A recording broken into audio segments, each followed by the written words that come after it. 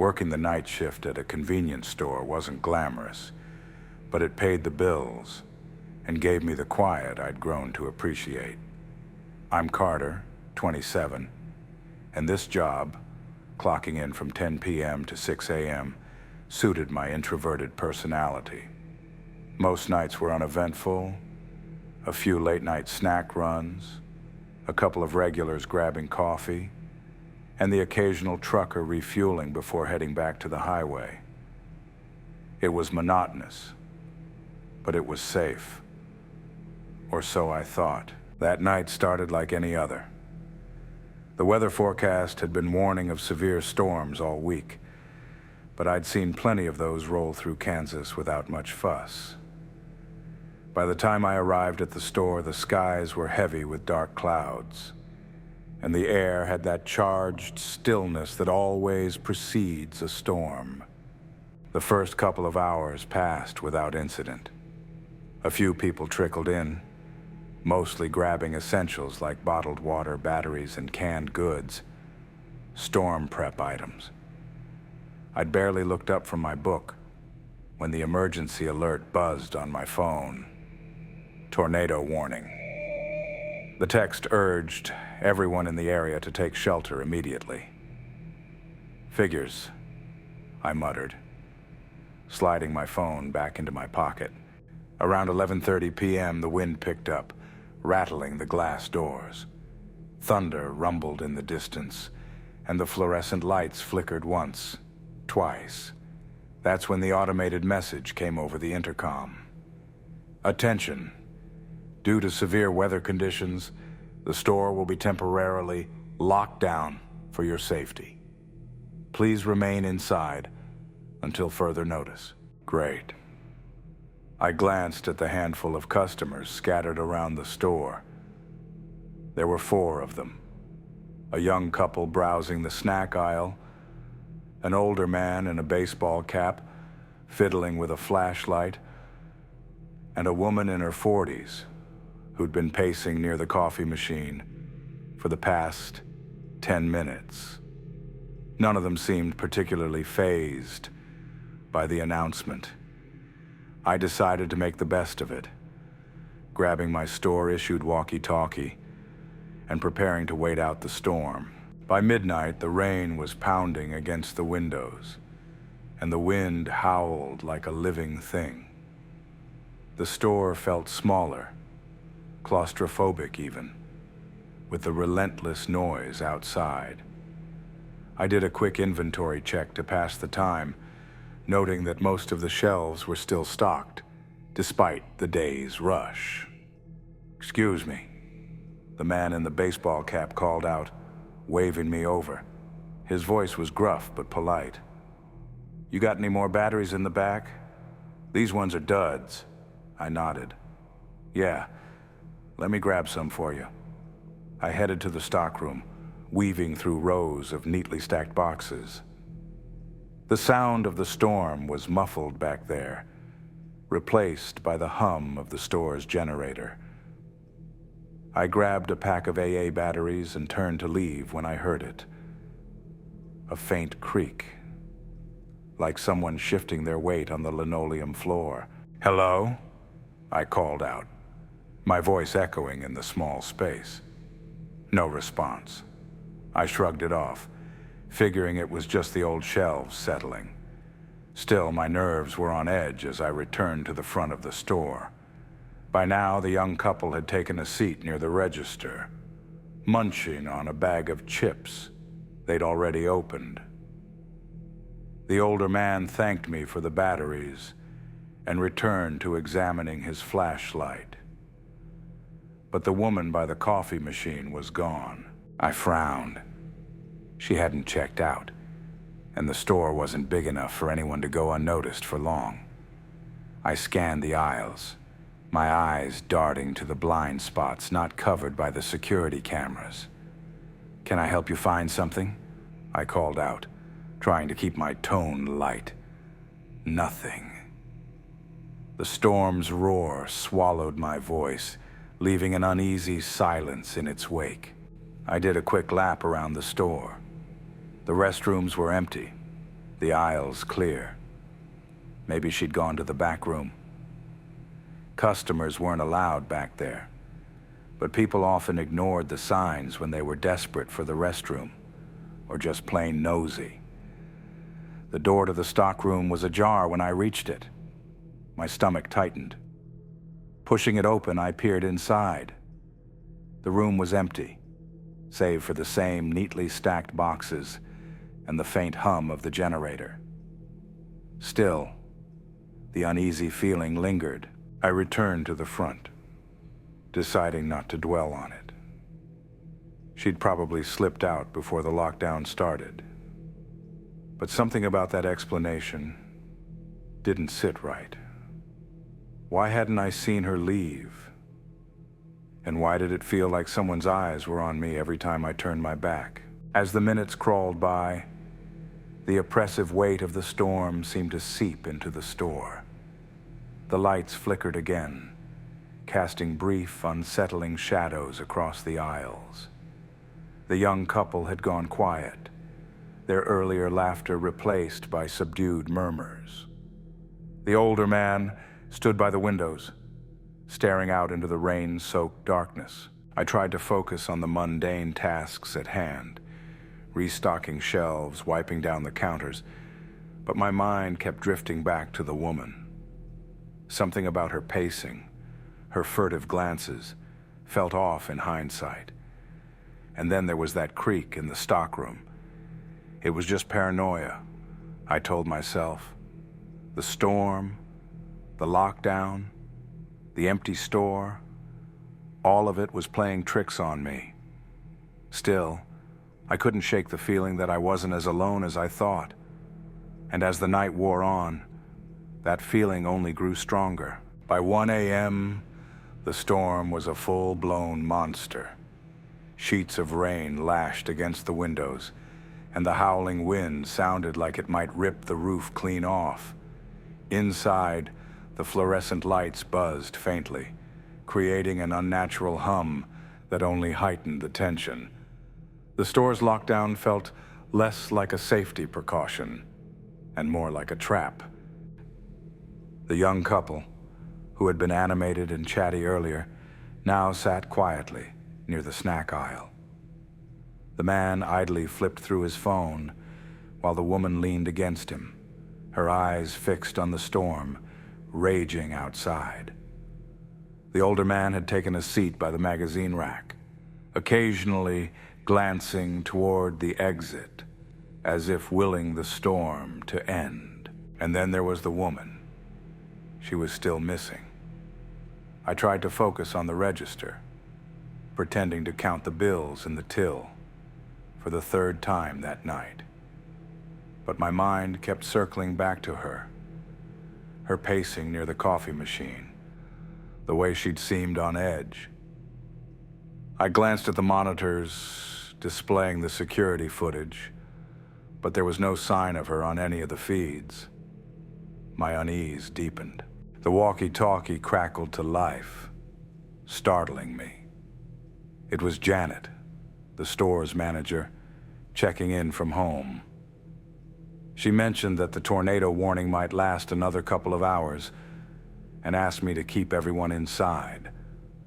I confirmed and slid the walkie back onto the counter. Couple of hours might as well have been an eternity. I decided to do another sweep of the store. It wasn't a big place, but I figured it might help settle my nerves.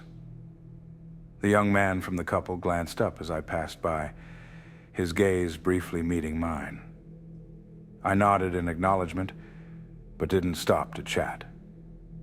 I continued my rounds, checking the restrooms and the aisles one by one.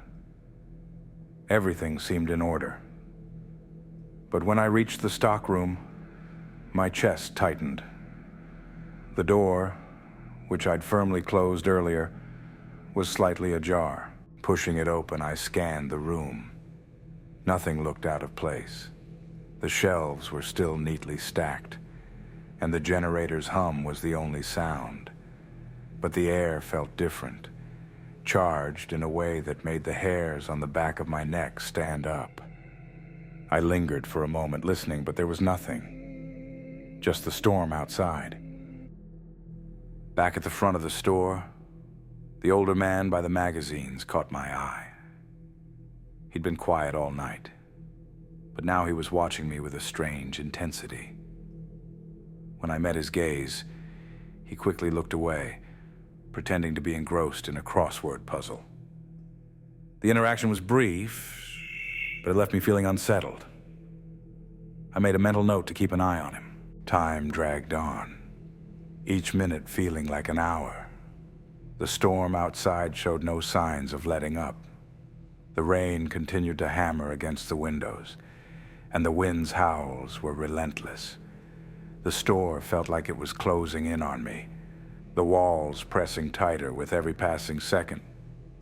Just as I was about to settle back behind the register, I heard a noise, a faint rustling coming from one of the aisles. My first thought was that one of the customers had knocked something over, but when I looked, the aisle was empty. I walked down the aisle, my footsteps sounding unnaturally loud against the tile floor. A bag of chips lay on its side near the edge of a shelf, but nothing else seemed out of place. I picked it up, placing it back where it belonged, and tried to shake off the growing sense of unease. As I turned to head back, I caught a flicker of movement in my peripheral vision. Whipping around, I scanned the store, but everything was still. The customers were where I'd left them, and the aisles were empty. But the feeling that I was being watched was back, stronger than before. I retreated to the counter, my heart racing. Something wasn't right. The storm, the lockdown, the missing woman. It was all adding up to something I couldn't quite put my finger on. And the worst part? I couldn't shake the feeling that whatever was going on, it was about me. The lights flickered again, plunging the store into darkness for a split second before buzzing back to life. The customers looked up, their faces pale and anxious. The older man stood and wandered toward the register briefly before returning to his seat by the magazines.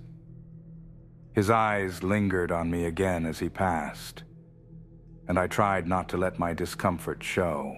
As I stood there trying to collect myself, I realized something chilling. The store's cameras covered every entrance, every aisle, every blind spot. I'd checked them all earlier, hadn't I? But I hadn't seen the woman, not once. So where was she? The hours dragged on, marked only by the relentless pounding of rain against the windows and the flickering of the fluorescent lights. The oppressive storm outside was matched by the growing tension inside the store.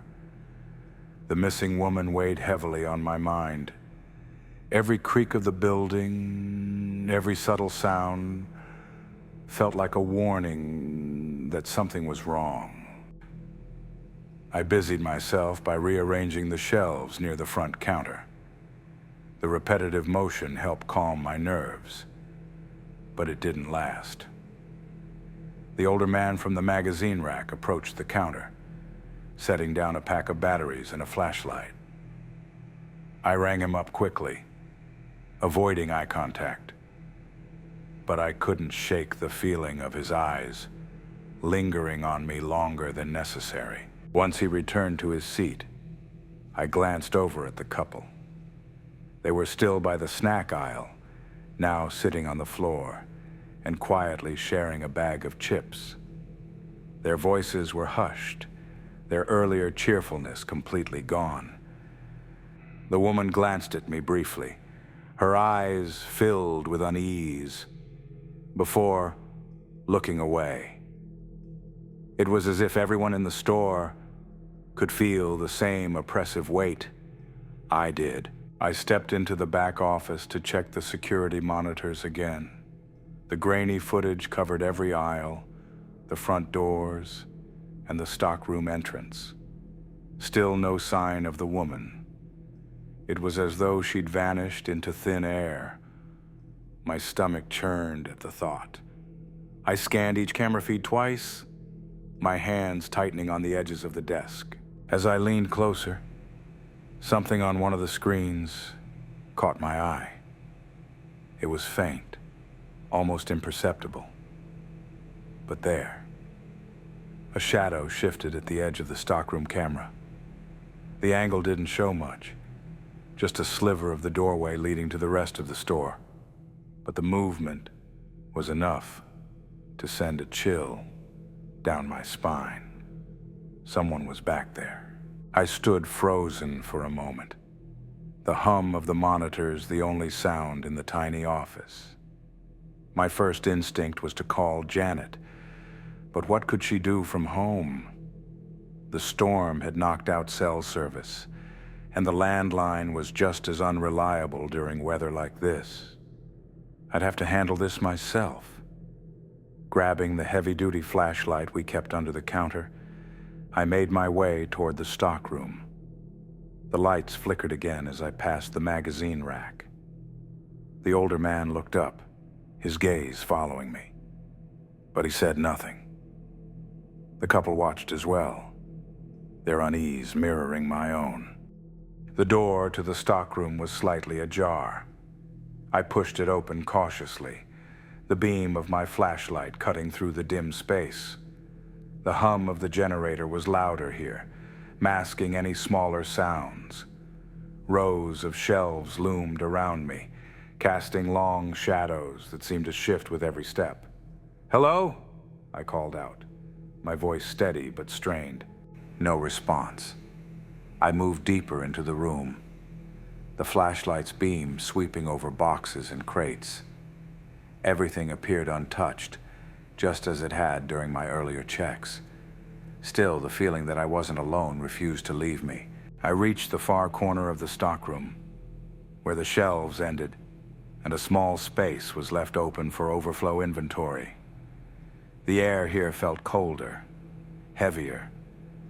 My flashlight illuminated an empty patch of floor, but something was off. A box had been moved, shifted slightly out of place. It wasn't much, but it was enough to confirm that someone had been here. As I turned to leave, the door to the stockroom slammed shut. The sound reverberated through the room, making me jump. My flashlight wobbled in my hand as I spun around, shining it toward the door. My heart raced, the sound of blood pounding in my ears, drowning out the hum of the generator. "Who's there?" I demanded, my voice echoing off the walls. Silence. I took a step forward, my breath coming in shallow bursts. The door was closed tight, but there was no lock on it. It wasn't designed to latch shut unless someone held it from the other side. My mind raced with possibilities, each one more unsettling than the last. Suddenly I heard it. Faint footsteps. They were soft, almost imperceptible, but unmistakable. They were coming from just outside the door. I gripped the flashlight tighter, the cold metal biting into my palm. "This isn't funny," I said, my voice firmer this time. "Whoever you are, just stop." The footsteps paused, replaced by a long, drawn-out creak. My stomach sank. Someone was still out there, just beyond the door, waiting. I backed up slowly, keeping the flashlight trained on the door. My mind scrambled for a plan. I could rush the door, try to push it open and confront whoever was on the other side. But what if they were armed? What if they'd been planning this from the start? Before I could decide, the footsteps started again, retreating this time. The creak of the door opening was faint but unmistakable. I waited, every muscle in my body tense, listening as the footsteps faded into silence. Whoever it was, they were gone. For now. I forced myself to move, my legs stiff and unsteady. When I reached the door, I eased it open, my flashlight sweeping the area beyond. The store was quiet, the storm's fury outside still masking any smaller sounds. I scanned the aisles, half expecting to see the woman, the older man, or even the couple lurking nearby. But the store appeared empty, just as it had before. Shutting the door behind me, I made my way back to the front. The older man was still seated by the magazine rack, his expression unreadable. The couple had shifted positions, now sitting closer together, their eyes darting nervously around the store. No one spoke. I returned to the register, gripping the counter for support as I tried to steady my breathing. The sense of unease had grown into full-blown dread. Someone in this store wasn't here by chance, and I had the sinking feeling they were just getting started. The minutes crawled by, each second feeling like an eternity as the storm continued to batter the store. I stayed behind the counter, my eyes darting to the security monitors every few moments.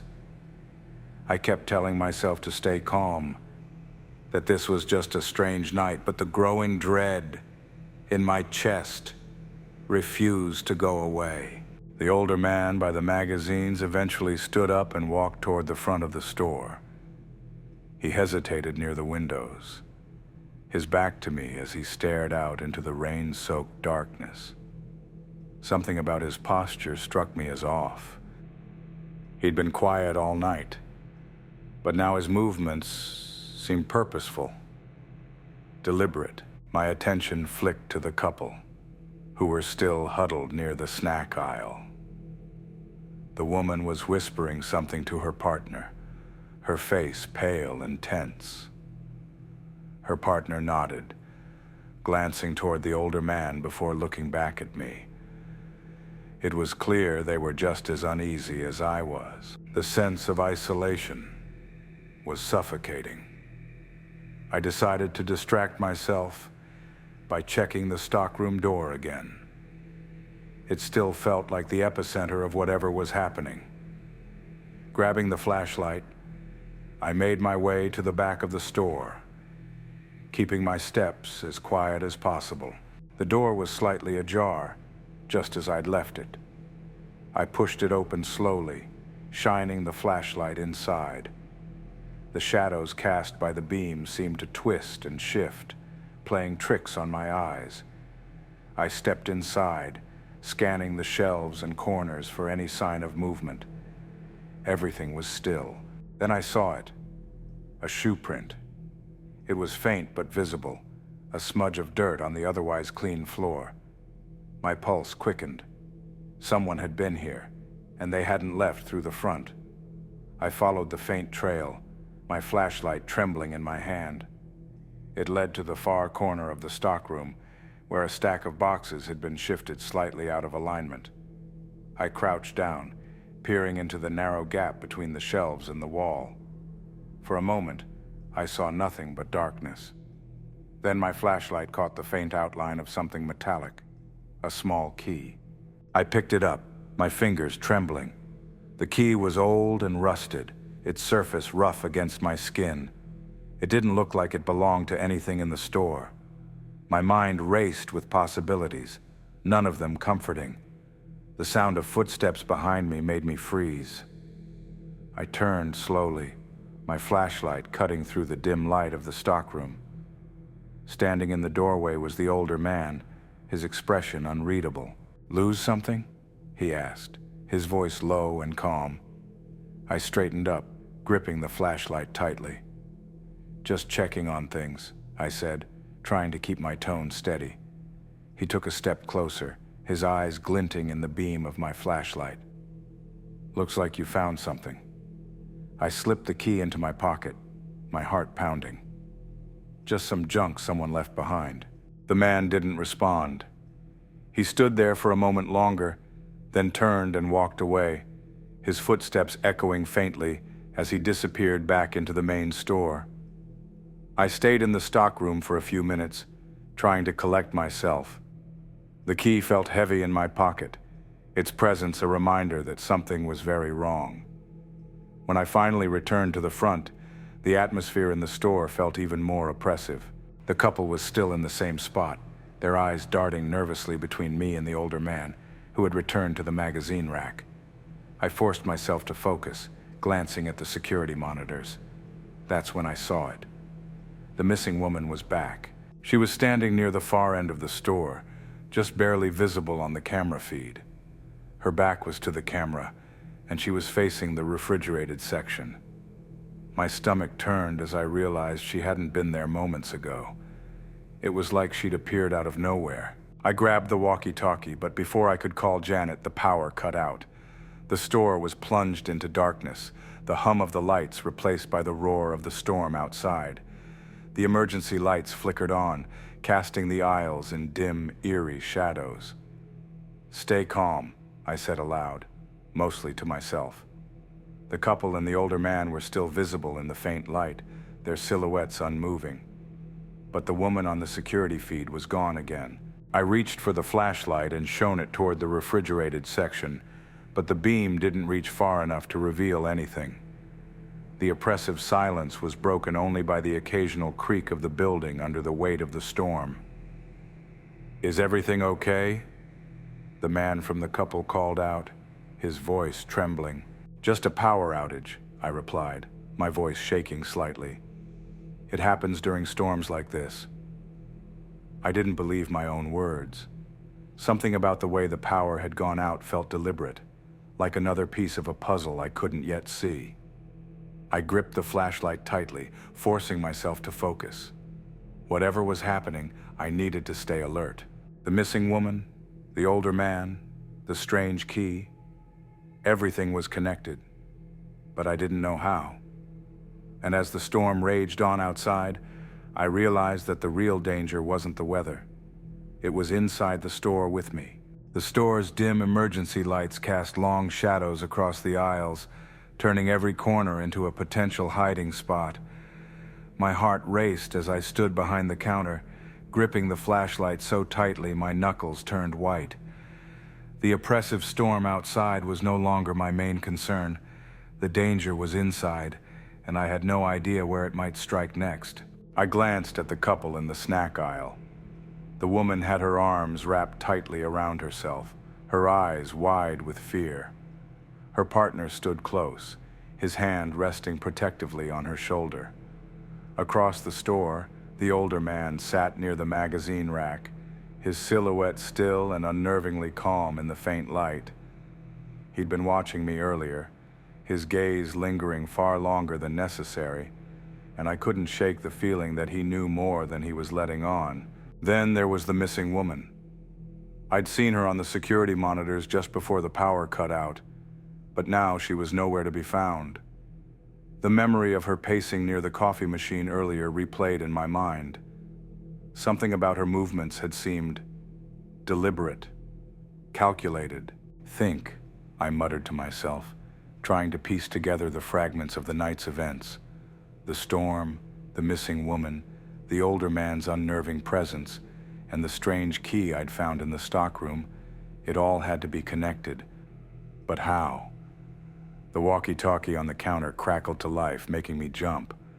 Janet's voice came through, distorted but clear enough to understand. "Carter, what's going on? The power outage tripped the store's security alerts. Everything okay?" I grabbed the walkie, speaking quickly. "Janet, something's wrong. There's someone in the store who shouldn't be here. The power..." The walkie cut out mid-sentence, leaving me with nothing but static. I cursed under my breath, shaking it as if that would help. Of course, the storm had to knock out the signal now. From the corner of my eye, I saw movement. My flashlight's beam darted toward the far end of the store, near the refrigerated section. For a split second, I thought I saw a shadow flit across the aisle, but when I aimed the light directly, there was nothing there. My pulse quickened. "Stay here," I told the couple, my voice low but firm. Don't move unless you have to." The man nodded, pulling his partner closer. I could see the fear in his eyes, but he didn't argue. I turned toward the magazine rack, my flashlight finding the older man's face. He didn't flinch, just stared back at me with an expression I couldn't read. "Sir, have you seen anyone else?" I asked, my voice steady despite the growing unease. He shook his head slowly. "Just you and them," he said, gesturing vaguely toward the couple. I didn't believe him. Turning away, I made my way toward the back of the store, my footsteps echoing softly in the silence. The beam of my flashlight swept over the aisles, illuminating rows of neatly stocked shelves and casting eerie shadows on the walls. The sense of being watched grew stronger with every step. When I reached the refrigerated section, I stopped, listening. The storm outside continued to rage, its howls muffled by the thick glass windows. But beneath that, I thought I heard something else. Breathing. Slow and deliberate. "Who's there?" I called out, my voice echoing faintly. No response. The breathing stopped. I held my ground, my flashlight shaking slightly as I scanned the area. There was no movement, no sign of anyone. But the feeling of being watched was so intense, it felt like a physical weight pressing down on me. I turned back toward the stockroom, intending to check the door again, when I heard a loud crash. It came from the front of the store, near the counter. My heart leapt into my throat as I sprinted back, the flashlight's beam bobbing wildly. When I reached the counter, I found the source of the noise. One of the magazine racks had toppled over, its contents scattered across the floor. The older man was still sitting in his chair, unmoving, his expression unchanged. The couple, however, were gone. Panic surged through me. "Hello?" I called out, scanning the area. "Where did you go?" No answer. I moved around the counter, my eyes darting to every shadowed corner. The store felt larger now, its aisles stretching endlessly into darkness. The emergency lights flickered, adding to the surreal atmosphere. I found them near the entrance. They were crouched low, hiding behind a display of bottled water. The woman's face was streaked with tears, and the man was holding a fire extinguisher like a weapon. "What happened?" I asked, kneeling beside them. The man shook his head. "We heard something," he whispered. "Footsteps, coming toward us. But when we looked, no one was there." I glanced toward the magazine rack. The older man was still sitting there, watching us. His stillness was unnerving, as if he were waiting for something. "Stay here," I said again, though my confidence was beginning to waver. I approached the magazine rack cautiously. The older man's eyes followed me, his expression calm but unreadable. "Did you see who knocked that over?" I asked. He smiled faintly, the corners of his mouth barely moving. "Nope," he said. Something in his tone made my skin crawl. I turned away, deciding not to press further. As I walked back to the counter, I couldn't shake the feeling that the older man was enjoying this, whatever this was. The flashlight beam caught a glint of metal near the fallen magazines. I crouched down, picking it up. It was another key, identical to the one I'd found in the stockroom. My breath caught in my throat. 2 keys, both seemingly unrelated to anything in the store, both left in places they shouldn't be. I pocketed the key and stood up, scanning the store one more time. The missing woman, the crashing magazines, the older man's unsettling demeanor. Everything felt like pieces of a puzzle I couldn't yet solve. And as the storm continued to rage outside, I realized that time was running out to figure it out. The storm outside reached a deafening crescendo, rain hammering against the windows as if trying to break through. Inside the store, the tension was palpable. The flickering emergency lights created shifting shadows, and every sound, the creak of the building, the distant howl of the wind, felt like a warning. I stood near the counter, gripping the flashlight tightly. The second key in my pocket felt heavier than it should, its presence gnawing at my thoughts. The older man remained seated by the magazine rack, his calm demeanor more unnerving than the storm. The couple huddled near the entrance, their fear evident in every glance they threw my way. But the missing woman, she was still unaccounted for. I couldn't shake the feeling that she was somewhere nearby, watching, waiting. I returned to the monitors in the back office, hoping for answers. The grainy security feeds flickered with static, but one of the cameras caught my attention. It showed the stockroom, and for the briefest moment, I saw her, the missing woman. She was standing near the far wall, her back to the camera, her head tilted as though listening for something. Then, just as quickly as she appeared, she was gone, slipping out of view. My heart pounded as I grabbed the walkie-talkie. Janet's voice crackled faintly through the static, but the connection was too weak to make out her words. I set it down with a frustrated sigh and made my way to the stockroom, flashlight in hand. The door was closed again, though I knew I'd left it ajar. I hesitated, the beam of my flashlight trembling slightly as I reached for the handle. Taking a deep breath, I pushed the door open. The stockroom was silent except for the low hum of the generator. The air felt heavier here, thick with an unshakable sense of dread. I swept the flashlight across the room, my eyes scanning every shadow. The shelves were undisturbed, and there was no sign of movement, but I knew she'd been here. "Hello?" I called out, my voice echoing faintly. No answer. I stepped deeper into the room, following the narrow aisle between two rows of shelves. My flashlight caught something on the floor near the back wall, a piece of fabric, torn and crumpled.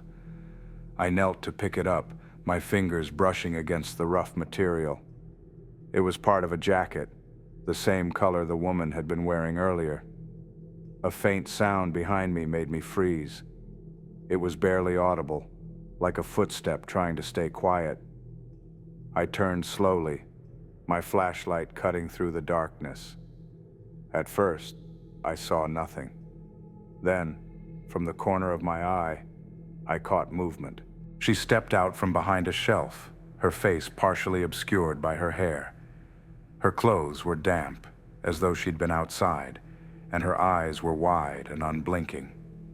She held something in her hand, but the dim light made it impossible to tell what it was. "What are you doing here?" I asked, my voice trembling. She didn't answer. Instead, she took a step closer, her movements slow and deliberate. I backed up, my flashlight trembling as I aimed it at her face. "You need to leave," I said, trying to sound firm. "This isn't safe." Her lips parted as though she were about to speak, but the words never came. Instead, she raised her hand, revealing what she'd been holding. It was the first key, the one I'd found earlier in the stockroom. She held it up, her gaze fixed on me, and then she spoke. "You shouldn't have taken it." Her voice was barely above a whisper, but the weight of her words hit me like a punch. Before I could respond, she turned and slipped back into the shadows, disappearing as quickly as she'd appeared. I didn't chase her. My legs felt like they were made of lead, and my mind raced with questions. What did she mean? Why was she here? And how were the keys connected to all of this? When I finally made it back to the front of the store, the couple was waiting for me. The woman's face was pale, her eyes filled with tears. Her partner stepped forward, his expression grim. "We saw her," he said. "She was watching us from the aisle. She had something in her hand. A knife, I think." My stomach dropped. I glanced toward the magazine rack, where the older man had been sitting. His chair was empty. "Where did he go?" I asked, my voice sharp. The couple shook their heads, their fear mirrored in each other's expressions. I grabbed the flashlight again, but before I could search for him, the sound of sirens pierced through the storm. Red and blue lights flashed outside as a police car pulled into the parking lot. Relief flooded through me as two officers entered the store, their uniforms soaked from the rain. I quickly explained everything, from the missing woman to the keys and the older man's unsettling behavior. The officers listened carefully, their expressions growing more serious with every detail. One of them stayed with the couple while the other followed me to the stockroom. We searched the entire store, but there was no sign of the woman or the older man. It was as though they'd vanished into thin air. When we returned to the front, the officer who'd stayed behind held up the two keys I'd handed over. "These don't belong to the store," he said. "Do you have any idea where they came from?" I shook my head, exhaustion washing over me. "Number I just found them." The officer nodded, pocketing the keys. "We'll look into it. In the meantime, I'd recommend closing the store for the night. Get some rest." As the officers escorted the couple to their car, I stood by the counter, staring out at the rain. The store felt different now, emptier. The weight of the night's events pressed down on me, leaving me with more questions than answers. Who were they? Why had they come here? And what was it about those keys that tied everything together? I locked up the store and stepped into the storm, the rain soaking through my clothes as I made my way to my car. As I drove home, the image of the woman's unblinking eyes and the older man's unsettling calm stayed with me. Some mysteries don't have answers, but I knew one thing for certain: I would never forget this night. If you like this story, don't forget to like this video, subscribe to the channel, and click on the bell to listen to new stories from Mr. Fear every day. Thank you for watching.